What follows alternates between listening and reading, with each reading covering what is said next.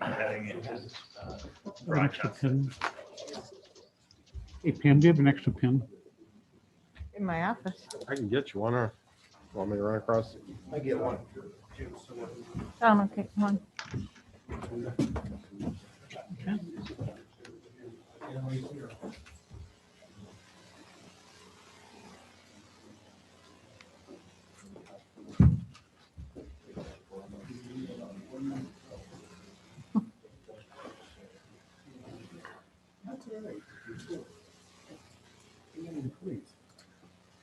Tom, point away, you're on camera.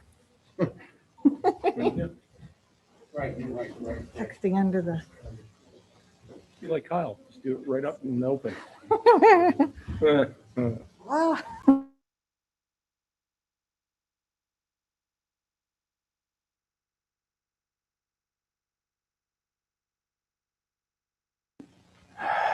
Oh, This is close enough, he should.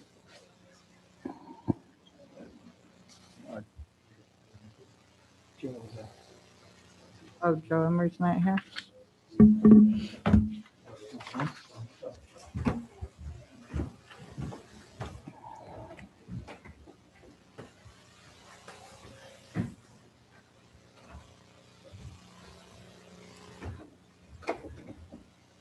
So Joe Emery's gonna be absent? All right, so we'll excuse him. Okay, everybody stand by.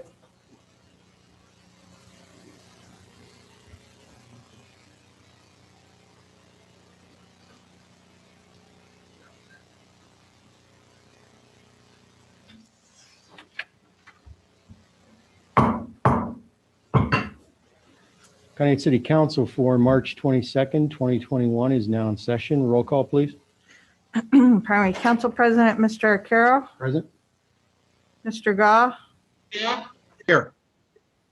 Mr. Kozeski, Here.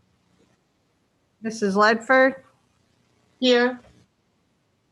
Mrs. McVoy, is she signed in? Nope. Mr. Moiseo, Here. City Manager, Mr. Hockaday, Present. Finance Director, Mr. Williams, Here. and Law Director, Mr. Smith. Here. Okay, please join me in the Pledge of Allegiance.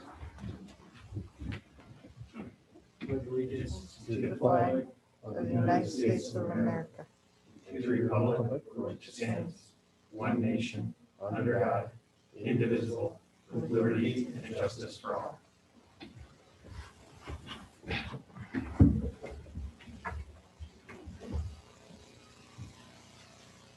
We'll move on to approval of the meeting minutes for March 8th, 2021. Are there any alterations or corrections?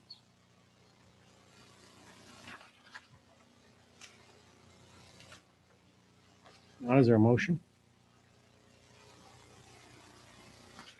Mr. Carroll, make a motion. Is there a second? I'll second. Mrs. Ledford? Mr. Arcaro, Yes. Mr. Gah, Yes. Mr. Kozeski, Yes. Mrs. Ledford, Yes. Mr. Moiseo. Yes. The meeting minutes for March 8th, 2021 have been approved. Move on to our presentations this evening. We have a few presentations, and we will begin with an awards presentation. And with us in chambers tonight is Dan Rosalski with the wastewater treatment plant, and he is our employee of the month. Dan, if you'd come forward, please.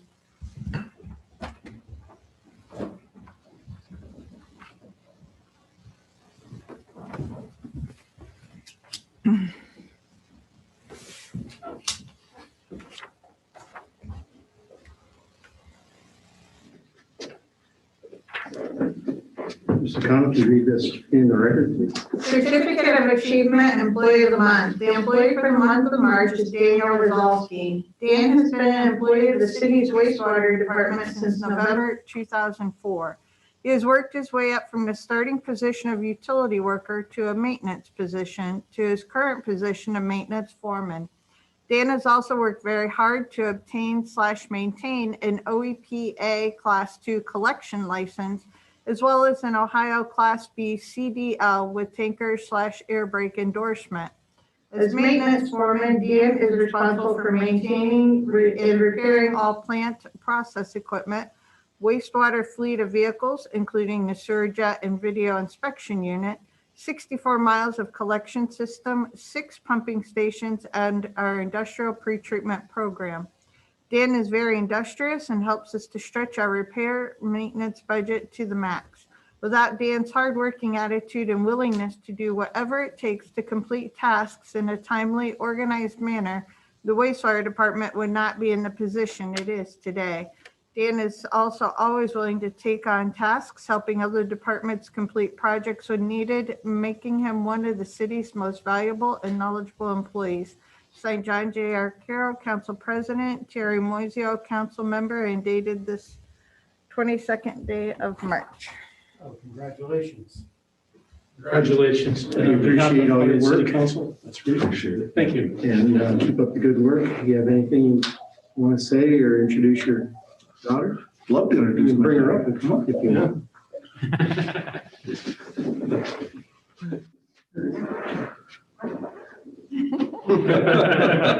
This is weird. Yeah, I would agree with you. This is my daughter. This is Micaiah. There's a hammer and a She little is in- platform like everything. Yeah. It's weird. She's in 4th grade. So Oh, okay. Well, nice to meet you. thank you all so much. I appreciate it. Thank you for your service. Keep it the good. Congratulations. Thank you.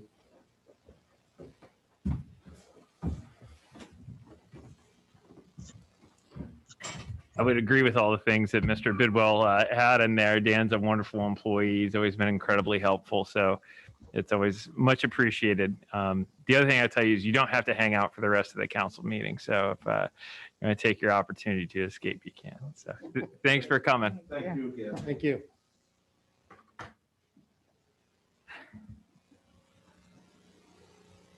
Our next presentation, we have NC Morosky here to talk to us about a grant obtained for Malik Park. And she's joining us on Zoom. So NC, we'll turn it over to you. Hi, everybody. As most of you probably know, we already do have a pollinator garden over at the Gateway Elementary School, or rather the middle school behind the middle school. And it's a state award-winning garden. So when I got an opportunity to apply for a grant for quite a few native species, 10 different species, to plant in Ed Malik Park, I jumped on it. And as I understand it, Jim's going to be able to show you a layout of the plan for the flowers. Or not. Yes, I can. Hold on one moment. It'll take a minute to screen share here. So this is our basic layout here. Great. I can see it. And can everybody else see it as well on their screens? We're taking this opportunity to lay the beds out around a bench that the Conneaut Lions Club wishes to install in part in celebration of their 75th anniversary in 2020. And you can see at the bottom of that layout where the bench will be. Then there will be a left bed and a right bed on either side and a middle bed right behind the bench. They'll be facing, the bench and the beds will be facing south. So the flowers will be facing the path as they bloom. They're all natives. You're probably aware that there's been a huge drive in this country to bring back natives and try to replace exotic cultivars whenever possible with natives, to bring back native insects that native birds eat. We're losing far too many birds. Some of them are even endangered simply because there's not enough food for them. Same problem with the monarchs. There used to be milkweed all over this country, and farmers complained about it all the time. And by golly, we created some herbicides that could kill all the milkweed, and now we don't have many monarchs. So there's a drive to bring natives back, and what this will represent at Malik Park is a native nursery. The plants are all perennial, hopefully within a couple of years, they'll fill the beds in entirely, so there won't even be much weeding. And there will be some color from May through September and hopefully even October. As you can see there will be Golden Alexander, Clustered Mountain Mint, Penstemon, otherwise known as Beard Tongue, Goldenrod. This isn't the Canadian goldenrod that we've got all over the place. This is American goldenrod. Blue Wild Indigo, some ironweed, New England aster, butterfly weed, bergamot, and purple coneflower. The heights of each is on there, as well as the bloom time. That's about all I have to say about it. Unless there are questions, I'd be glad to answer any questions. This is Mr. Gaw. You are a master gardener, correct? Yep, the first thing I did after I retired from teaching was sign up to become a Master Gardener volunteer. And that's a lot of hard work. I just want to congratulate you on that. Well, thank you so much. It's work I enjoy. Yes, congratulations on obtaining the grant, NC. We appreciate that. It'll make the park look a lot better. My pleasure.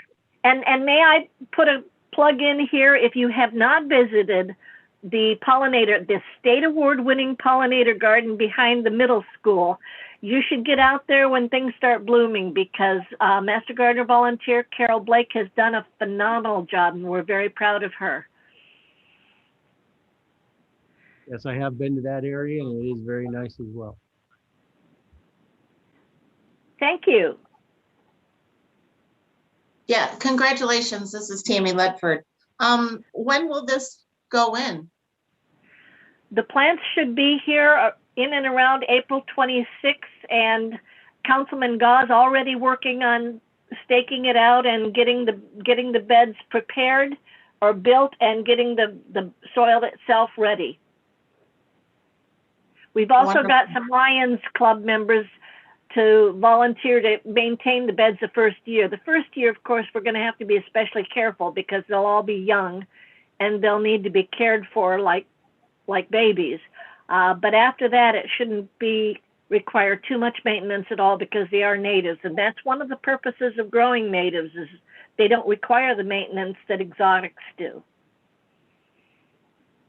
Wonderful. That's great. Thank you. Hey, any other questions or comments on the Mallett Park? Okay, thank you for joining, NC. Thank you. I'll be leaving now. Thank you, NC.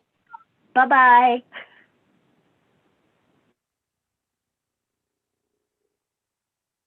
Okay, moving on to our next presentation, we have a proclamation on the 100th birthday of Alvera Anderson. Ms. O'Connell, if you would read the proclamation into the record, please. It's a proclamation from the office of Conneaut City Council. Whereas Alvera Castrella Anderson was born on March 17th, 1921 and celebrated her 100th birthday on March 17th, 2021. Whereas Alvera immigrated from Italy with her parents when she was just 9 months old. Alvera is a lifelong resident of the city of Conneaut, currently residing on Buffalo Street. Whereas Alvera raised her 2 children in Conneaut, who have since blessed her with many grandchildren and great-grandchildren. Whereas Alvera worked for Walras Department Store, then Dixon's Stop and Shop for 42 years. She is also a lifelong member of Corpus Christi Parish. Whereas in her long and productive life, Alvera has weathered pandemics, wars, political upheavals, depressions, and recessions, incredible advances in transportation and technology, and the sometimes extreme weather of Northeast Ohio, including blinding blizzards, tornadoes, and flooding. Whereas Alvera Anderson embodies the true meaning of achieving the, quote, American dream, and has become a valuable goodwill ambassador for the town she loves and chose to raise her family. Now, therefore, the Council of the City of Conneaut, Ohio hereby wishes Alvera Anderson a very happy 100th birthday and sends love and best wishes for a great daughter of Conneaut. The witness whereof signed this 22nd day of March 2021 by John J. Arcaro, President of Council. Okay, congratulations to Elvira. And Mr. Mozio, you're going to present the proclamation, correct? Yes, correct. I will hand deliver it to Elvira's home. All right, moving on to citizen comments. Anybody received any citizen comments? I think several of us received the email from a community member who was supporting the Port Authority's pickleball courts and the ice skating project at Liberty Street. So I saw that email that he had sent out, and I appreciate his opinion on that. Any other citizen comments? I received, well, 3 or 4 complaints about 4 weeks over the weekend. And I realized it was the best weather we've had in a long time. I just would ask the city manager to see if he can step up to patrols or have a plan. You were broken, Rick. What was the complaint? Mr. Gah, can you hear me?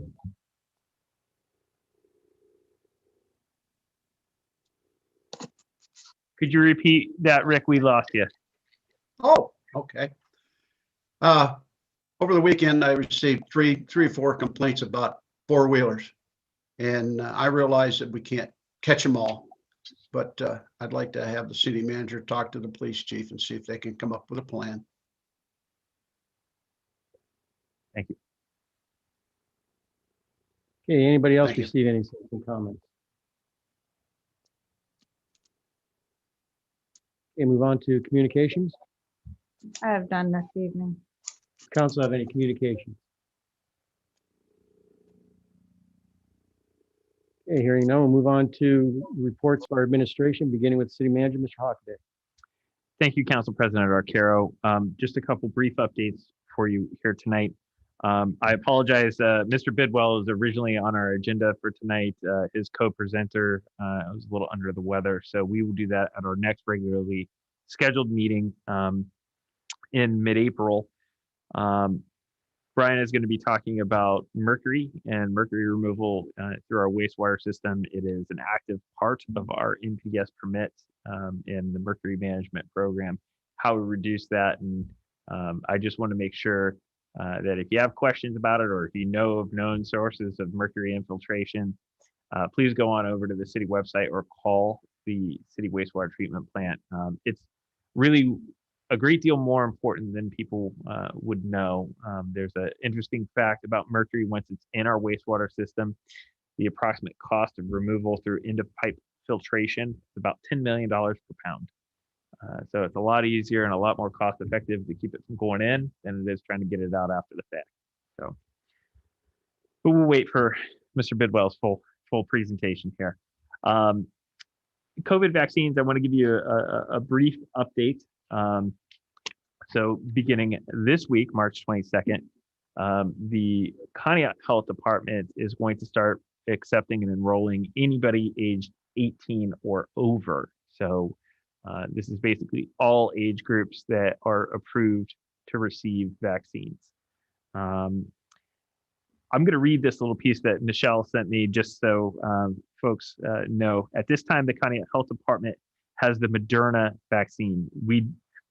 The health department does not get a choice on what vaccine is shipped to us. We don't have any idea when we will receive Johnson & Johnson, or also known as the Janssen vaccine. And if it is something that individuals would prefer, they can make phone calls to other providers. Unfortunately, we don't know who's receiving the shipments of vaccine, so we're unable to advise individuals on where to go. You know, some people appear to be shopping what vaccine they receive.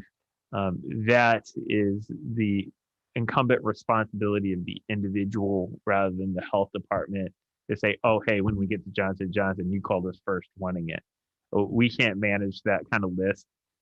So we kind of get what we get. If you don't want the Moderna, then you can seek out those other providers. The other thing to note is only one of the vaccines has been approved for individuals under 18 years of age. So individuals that are 16 to 17 years of age can receive the Pfizer vaccine. However, I would tell you the city of Conneaut has not been a recipient of Pfizer because of the refrigeration requirements. So you will need to reach out to those entities that are receiving Pfizer vaccine. The other thing that I wanted to let you know is we are still doing local registration in the ConneautOhio.gov website, or also calling. There is a state website up, and I have it listed here. It's called gettheshot.coronavirus.ohio.gov. We have not even loaded this to our website. There appear to be some significant issues with the state's website. A couple of the issues that we have, one, it only supports browsers that have Java. So that is going to be Chrome or Mozilla. So if you're using an iPhone, or if you use a Microsoft Edge product or something like that, you will not be able to access this. You'll have to download one of those other browsers. The other thing is it does not even have our health department listed. And there are some errors in the listing of others, such as they have the prison listed as a vaccine location. That's obviously incorrect. So if you're within the city of Conneaut, I would continue to encourage you to use the local websites and information that we've provided, again, at ConneautOhio.gov, and the local number for the health department, 440-593-3087. By the end of this week, we are estimating 4,050 Conneaut vaccines completed by our health department, which is a very impressive number. And right now, to give you kind of an active idea of how many active cases of COVID-19 there are, we're tracking 10 active cases as of into business today. So that's a pretty good picture of what's going on with this. I did want to mention the state website just because it does list private providers in there as well, but I would tell you to spot check that information by reaching out directly to those individual purveyors. Are there any questions about that before I move on? I have one regarding this vaccine coordination, or is there any vaccine coordination with the pharmacies and our? What do you mean by vaccine coordination? Do they report to our health department how many they have in fact vaccinated? No, we are not entitled to that information. So we really don't know what those other providers have in terms of stock, what vaccines they're receiving, or how many people they're inoculating. So that goes up the food chain to the state of Ohio. That information does not come back down to us. So right now, we've done 4,050 by the end of this week. Just our health. Just our health department, yes, not yeah. including maybe CVS. So that does not include, Gertie's. I believe there's a discount drug and a Rite Aid that, CVS has some.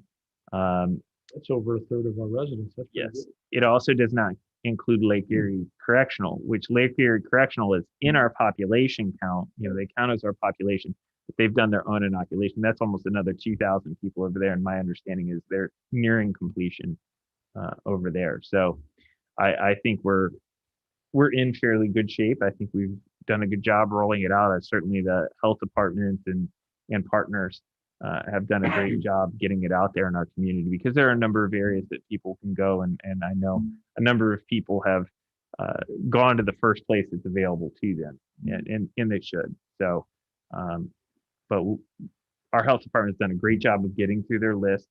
And I believe, there might even be some vacancy for the end of this week and next week. So if you're out there still looking for it and you're in any of those eligible age groups, 18 and over, go ahead and enroll in our health department and they'll get you scheduled.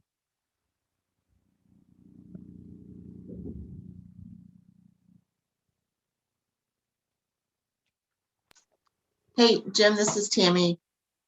It would be helpful. Can we just get general numbers from those other providers of how many they're doing? So that we could know an overall percentage of our population that's been vaccinated? I can see if I can find out, but information has to come directly from the state of Ohio. Unfortunately, the enrollment website that was supposed to be out before we started, and obviously it just released it in this last week. It's called VMS, and it's got a lot of issues in it still. So that's intended to be their centralized tracking system on the intake side. Now, obviously, as you know, you volunteer to some of the clinics. Everybody that we vaccinate goes into that impact system. But the state hasn't necessarily communicated to us other entities that are vaccinating people in our area code. So I'm not even sure that they will be able to drill back down and tell us who is where, because if you go to Gertie's, you know, there's nothing to say that you didn't live across the state line in Pennsylvania and came over here to the state of Ohio and received a vaccine. And I'm not sure if Gertie's is typing in that person's address, if that's actually being re-released or cut back down. So the problem is the view from the bottom is we can only see the data we have. We can't see the balance of the state data. So, I mean, there is a possibility we'll have a general, you know, like when we get towards the end of this, people getting vaccinated, they'll have a general number of what they think our total number of vaccinated are then? I would hope, but you know, I think some of these elements from ODH have been, you know, not to criticize them, but have been messy on their rollout.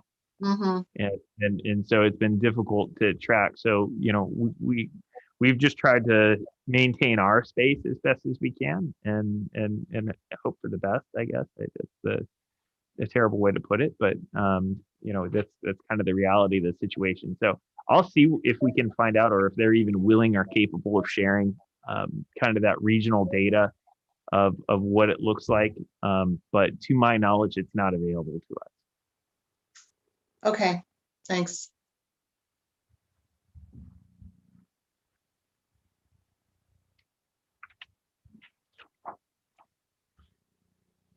So I'm going to jump down a little bit. As you know, Route 20 Waterline Phase 2 is out for bid. Chestnut Stormwater Phase 3 is out for bid. I anticipate having those back in time for our next regular council meeting in April. The Route 20 West overlay is proceeding to contract. We had a couple conversations this past week with ODOT. There were a couple issues, and I think we were able to iron those issues out with the state. So they're going to move to award, I believe, by the 27th. That contract will go into award, and then we anticipate a couple pre-construction meetings with the contractor, and we'll obviously do some more public information and possibly a public meeting about these extensive repairs to Route 20. So that'll be a significant process once we get there. So. The one thing that I do want to note, our compost center will be reopening April 3rd. The 1st is a Thursday. It's not a regularly scheduled day for us. So April 3rd, you know, I could try and accelerate that. I'd like to know council's opinion on that. I've had a couple people ask. It has been very nice weather. We do have our staff onboarded. I just want you all to know that we may have to amend some budget lines at the end of the year if we start them any earlier. If you're okay with that, then we can probably try and accelerate the opening of the compost facility, but it's entirely up to you if you want to do that or not. Yeah. So yes? Oh, yes. Okay. April 3rd, yeah. I'm all for it. Okay, so if we can maybe start it at the beginning of that week, that Monday, which is like March 27th or something like that. Okay. I'll see if we can accelerate that a little bit, because I know there are some people that are chomping at the bit to get into the compost facility. And the last thing I want to note is for the on-deck legislation, I will need an executive session for some economic development projects at the next regularly scheduled meeting in April.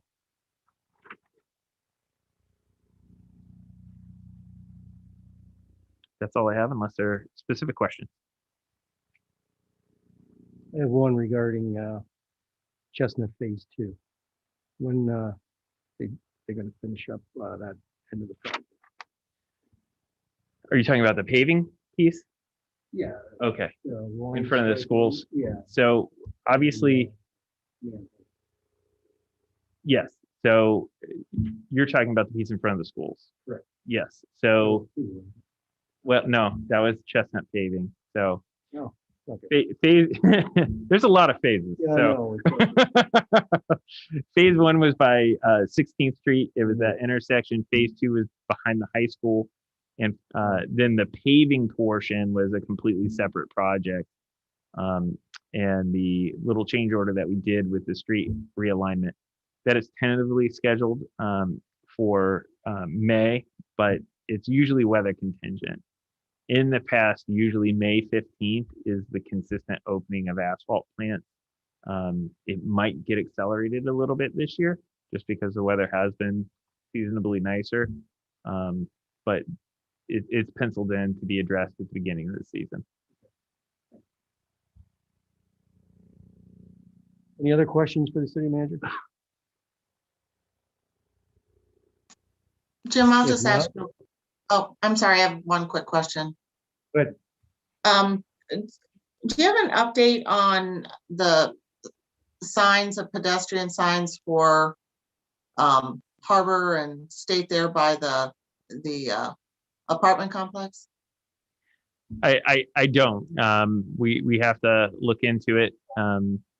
I haven't even had a chance to address it yet. Okay.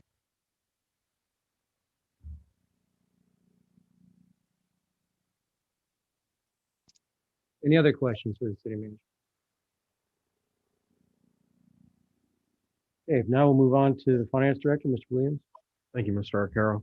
I passed out and emailed council the first half real estate settlement. It's the largest settlement the city receives on an annual basis. Total gross receipts received under this settlement was 1.457 million. That was our gross proceeds. We actually netted about 1.430 million.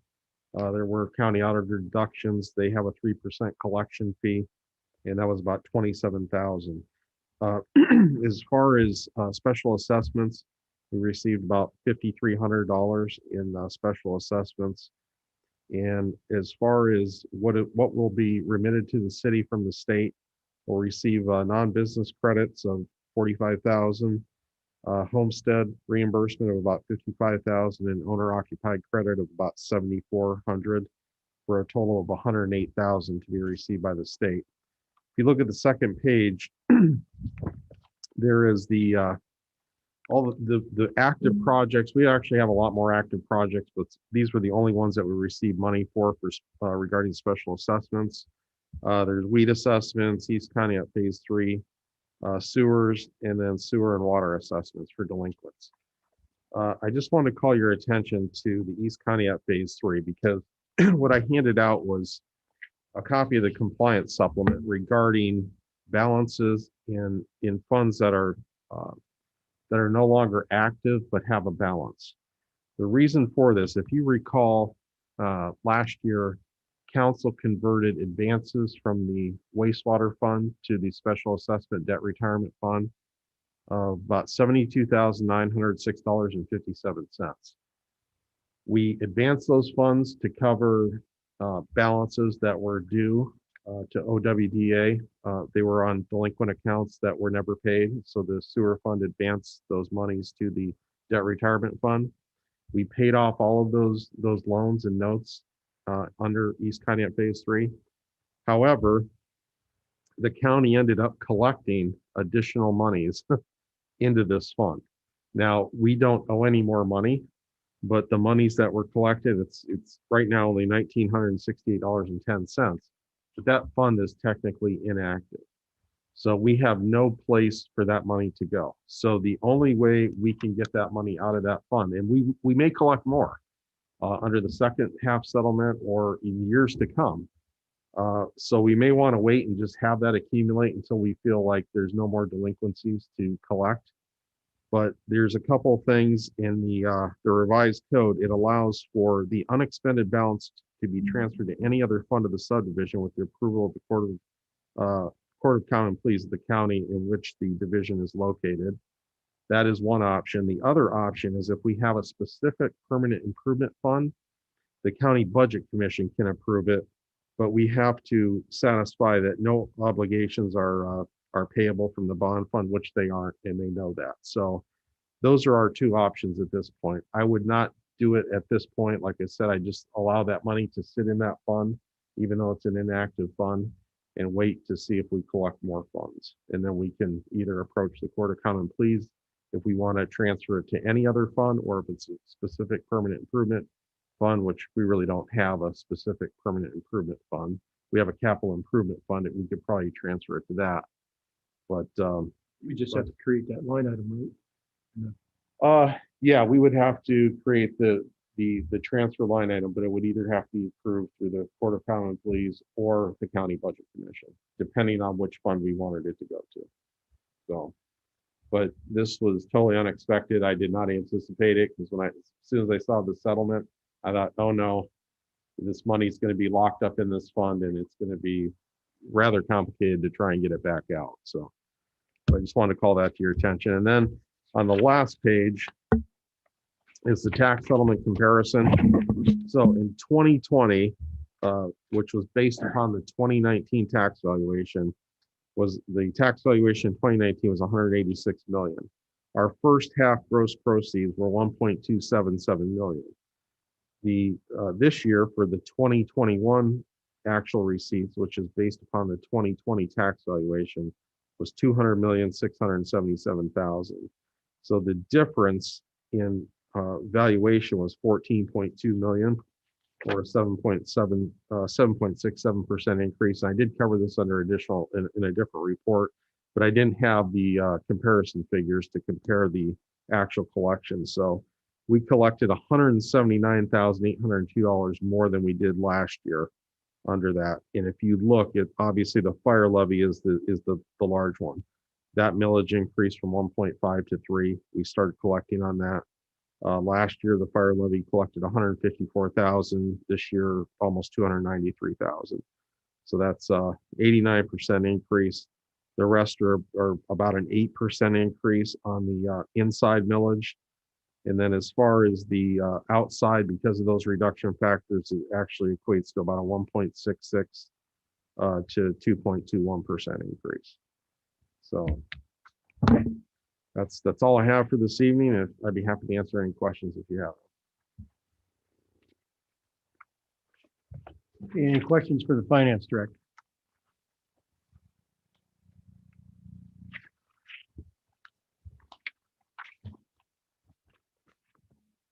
Hearing none, move on to the law director, Mr. Smith. Our office has been working in conjunction with the Planning and Housing Department as well as the Planning Commission.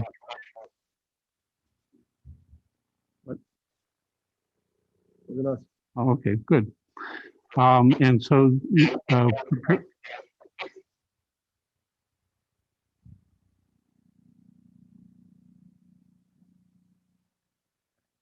Rick, we were picking up some feedback on your microphone, so I put you on mute. all right. So at any rate, we've been working on several draft ordinances that will be going to planning and eventually, I'm sure, to council. First is the B&B and short-term rentals. We hope to present some items to the Planning Commission tomorrow night regarding zoning and some conditional use permits. Secondly, we are revamping or have revamped the conditional use permit for the city. And that too will be going to Planning Commission for their review and input. We have picked and borrowed from a couple municipalities on regulating poultry and fowl within the city. And that'll be coming up. We've also been working on vacant buildings, going over and updating some of the provisions of that ordinance. And finally, we're reviewing also the home occupation permit process. In code enforcement stuff, we have been working on one project in particular at 295 Depot Street in conjunction with the building department and the city health department. And it's my understanding that some progress is being made. So that's all I have. Okay, any questions for the law director?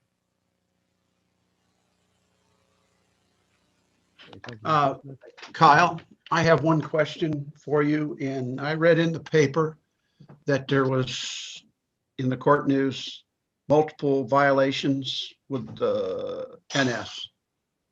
How many was there? Can you remember offhand? Norfolk Southern Railroad. I'm going to say that we prosecuted 10 to 15 of them. And some of these, if there's one long train and it blocks several streets, each blocking of the street is a violation.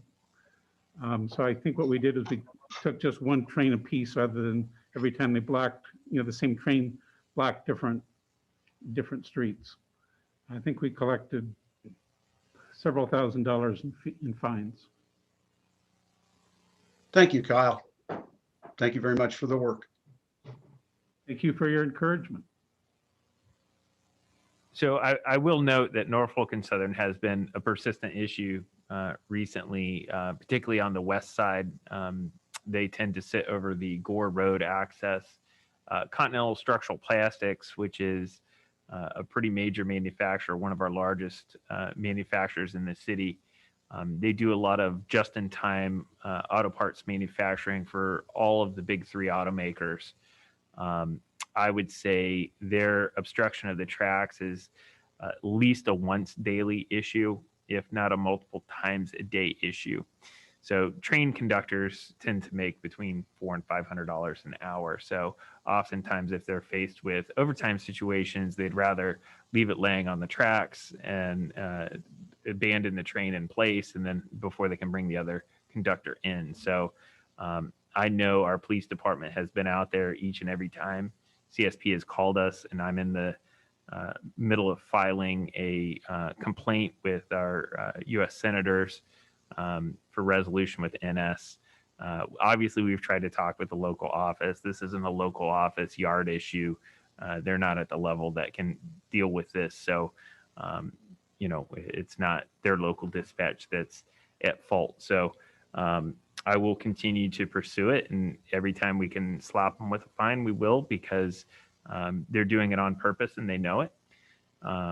It's more cost effective for them to handle it the way they're handling it. So I'll just put it that bluntly. So if people do have issues or whatever, feel free to call my office and I'll make sure it's followed up on, and whatever reports or tickets and fines are necessary, and we'll continue to pursue them at the federal level. I will say that I've experienced and have received many phone calls, complaints regarding especially the Gore Road and the Woodworth Road locations. Obviously, those are the two far ends, which people can't get to the underpasses.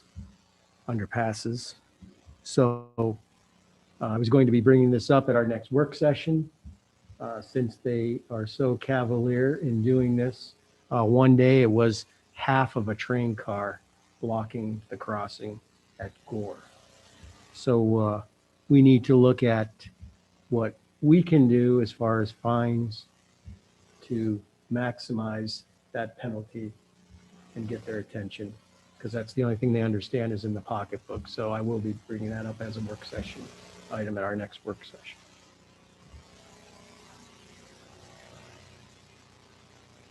Any other questions for the law director?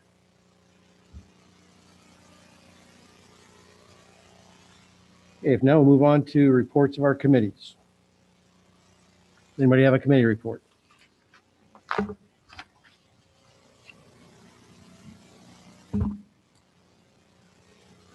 Hearing none, we'll move on to our liaison reports.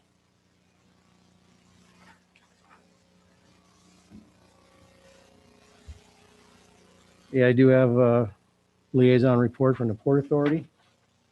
A couple of highlights from their meeting the other night. They are expecting the lake levels to be 10 to 12 inches lower in 2021, which is definitely good news for everybody along the lakefront and especially down at the port. Regarding their new marine update, they were able to cut their delineation requirements down by 50% on the west side of the proposed new marina, which is going to save them substantial money. Boring samples did come back, which is the preliminary work for the new marina, and it shows some shale and some muck, which they're working with the EPA to mitigate. And they approved buying a Gator utility vehicle, which is a UTV for use at the port. That's the highlights of their meeting as they continue to work with their various projects that they have going on down there. That's all I have for the Port Authority. There's no other liaison reports. We'll move on to our ordinances and resolutions for this evening. And we have one on the table, which I believe will stay on the table, correct? There's no update on 8820. And we have 4 resolutions in first reading to consider. And we will begin with ordinance 1621. An ordinance to authorize the city manager to negotiate an agreement for the sale of 6.112 acres of land located in the East Side Industrial Park, permanent parcel number 12-305-00-004-02, and bypass competitive bidding pursuant to Chapter 109 of the Codified Ordinances and declaring an emergency. Okay, Mr. Hockaday. We did cover this in executive session. I would just share with the public, this is the Cashins Concrete lot. And Cashins Concrete has been a lease-based tenant of our industrial park for the last 5 years, and they have submitted a request to purchase the lot, which they've operated from, and we are moving towards that transfer. So this is the first in a step of 2 ordinances that would allow us to do that. Any questions or comments regarding ordinance 1621? Now, is there a motion to proceed? Mr. Arcaro, I'll declare ordinance 16-21 an emergency. Okay, there's a motion to declare ordinance 1621 an emergency. Is there a second? Rick Goss seconds. Thank you, Mr. Goff. Mr. Arcaro? Yes. Mr. Goff?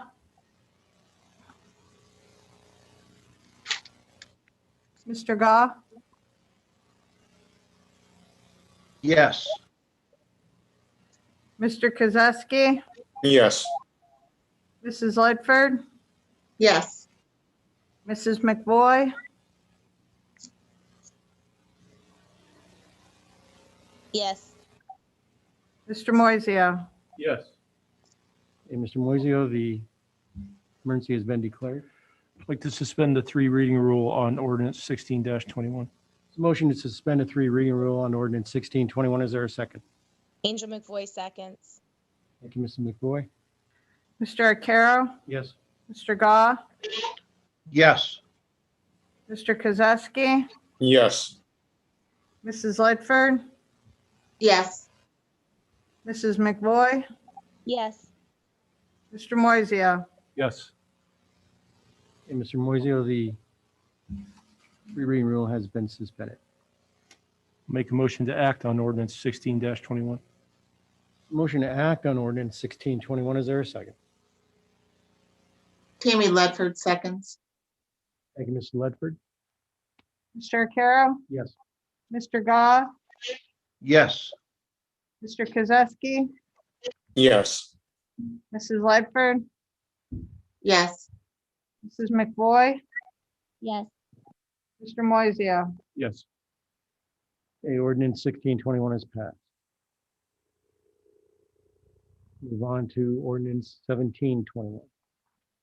An ordinance to authorize payment to the following contractor in the amount listed in section 1 below pursuant to section 5705.41D1 of the Ohio Revised Code and declaring an emergency. Mr. Williams? This was a payment for a title exam for the dredging lease. We had prepared a purchase order in January or February of last year. We never received an invoice, so I closed the purchase order, and then this year we received the invoice, so. Yeah, of course. So, because it's over the $3,000, council has to approve it because the invoice is last year, and we'll have to prepare a new purchase order, but it was budgeted and appropriated and encumbered last year, so we have the appropriation, we just need the approval of the purchase order. Any questions or comments on ordinance 1721? There a motion to proceed? At this time, I'll make a motion to declare ordinance 17-21 an emergency. There's a motion to declare ordinance 1721 an emergency. Is there a second? Angel Second. McVoy seconds. Thank you, Mr. Moiseo. Hold on one moment. Mr. Arcaro? Yes. Mr. Goff? Yes. Mr. Kozowski? Yes. Mrs. Ledford? Yes. Mrs. McVoy? Yes. Mr. Moiseo? Yes. Mrs. Ledford, the emergency has been declared. This time I'd like to suspend the 3 reading rule on ordinance 17-21. A motion to suspend the 3 reading rule on ordinance 1721. Is there a second? Rick Goss seconds. Thank you, Mr. Goff. Mr. Arcaro? Yes. Mr. Goff?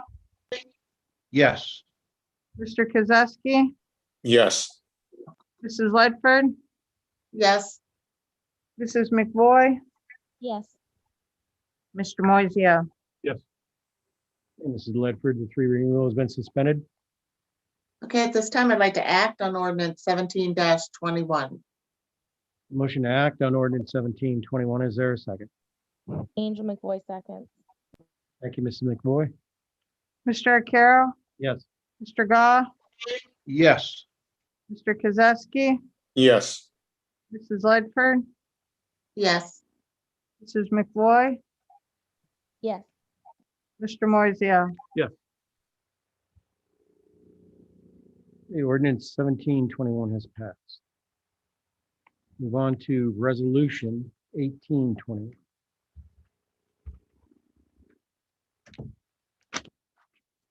A resolution authorizing participation in the ODOT road salt contracts awarded in 2021.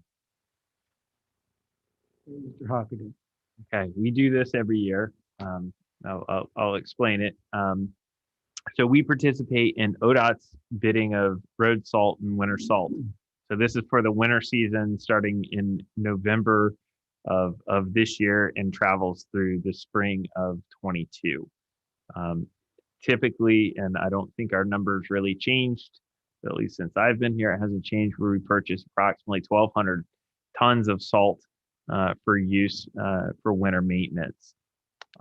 Once we agree to enter into the cooperative bidding with the state of Ohio, they handle all the bidding and they yield whatever numbers for our region. It's typically broken by county in terms of individual pricing. Depending on the severity of a winter, you have a opportunity to either increase or decrease your salt requirement 10%. So if we order 1,200, we can reduce it by 120 tons or increase it by 120 tons. So usually that is about the average that we expend in a given season. Obviously, if it's a really particularly heavy season, we usually carry over 600 tons. We would utilize 1,200, and then we'd have the opportunity to order more if it's particularly heavy. I think we've only had to do that one time since I've been here. So, we're on kind of a below average usage of salt this year, but I would recommend we stay with the 1,200 because we don't know what next season's going to be, and you have to bet in March of 21 to know what December of 2021 is going to look like. So we typically stay on average, but we do have to certify this ordinance and return it to ODOT no later than, I believe, the 25th of April this year. So I wanted to get in front of council so we can go ahead and do that. And we do this process every year. Any questions regarding this resolution? Now, is there a motion to proceed?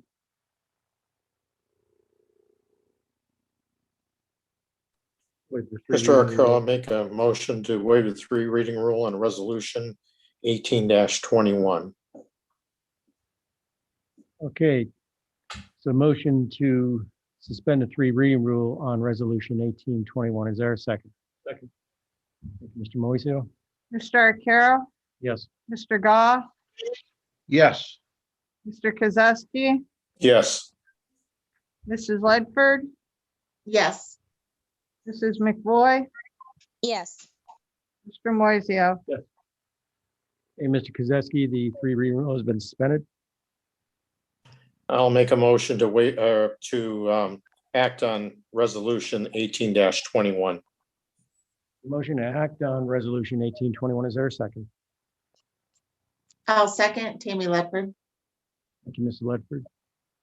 Mr. Arcaro? Yes. Mr. Goff? Yes. Mr. Kozowski? Yes. Mrs. Ledford? Yes. Mrs. McVoy? Yes. Mr. Moiseo? Yes. Okay, resolution 1821 is passed. Move on to ordinance 1921. An ordinance to amend chapter 110 of the City of Pontiac Codified Ordinances governing fees and not declaring an emergency.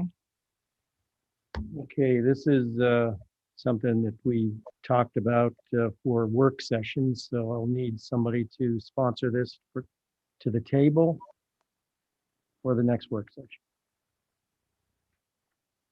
Mr. Arcaro, I'll make a motion to table ordinance 1921. Okay, ordinance 1921 has been tabled. That completes our ordinances and resolutions for this evening. Move on to unfinished and old business.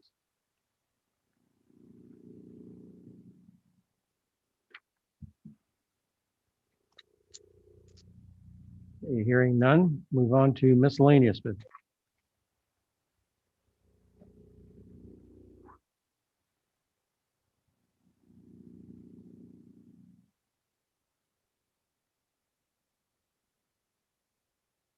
Okay, hearing none there. We do need a motion to excuse Mr. Emery this evening. Make a motion. Mr. Moiseo made the motion. Is there a second? I'll second Tammy Ledford. Thank you, Ms. Ledford. Mr. Arcaro? Yes. Mr. Goff? Yes. Mr. Kozowski? Yes. Mrs. Ledford? Yes. Mrs. McVoy? Yes. Mr. Moiseo? Yes. Okay, motion carries. Miscellaneous going once.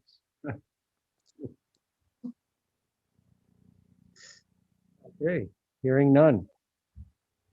With that, I'll entertain a motion to adjourn. Angel I'll make McVoy a mo- motions to motion to adjourn. I'll second. Thank you. Mr. Arcaro? Yes. Mr. Goff? Yes. Mr. Kozowski? Yes. Mrs. Ledford? Yes. Mrs. McVoy? Yes. Mr. Moiseo? Yes. Hey, City Council for March